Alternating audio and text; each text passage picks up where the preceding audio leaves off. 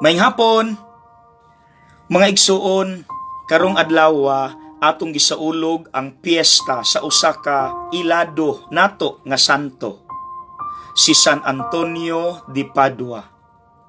Pero abi ninyo mga igsuon, bag-o lang ko nakabalo, ginagamit di ay ang tabang or intercession ni San Antonio sa dautan nga paagi.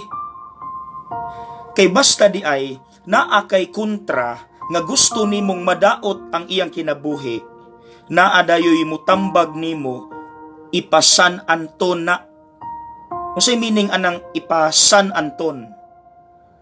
Pangayoon nimo ang tabang ni San Antonio nga dauton magsakit ang imong kontra. Mga igsuon, wala nagtudlo ang simbahan, wala nagtudlo ang Dios ni ana nga mangdaot ta ug isig ka tawo kay iya na sayawa. Dili mo tabang si San Antonio ni ana. So mga igsuon, timing pagyud kay maunay giingon ni Jesus diri sa ebanghelyo karon. Akong basahon. Bisan kinsa nga muingon nga buang ang iyang isig katawo, malagmit nga mahiagom sa kalayo sa impyerno.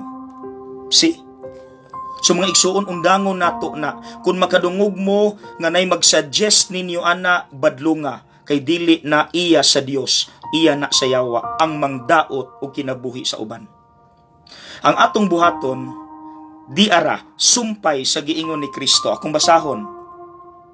Busa inigdala na nimo sa imong halad sa Dios ngadto sa halaran, ug didto mahinumduman mo nga nasilo or nasuko ang imong isig katawo, biyae ang imong halad atubangan sa halaran, ug adto adayon ang imong isig katawo ug pakig-uli una kaniya. Unya balik sa halaran ug ihalad ang imong halad sa Dios. So mga igsuon, ang gikan sa Dios nga atong istoryahon personally ang atong kontra ug makig-uli taniya maningkamot nga magkauli ang relasyon nga nabungkag, dili magdinautay. Okay? Mga igsuon, God bless.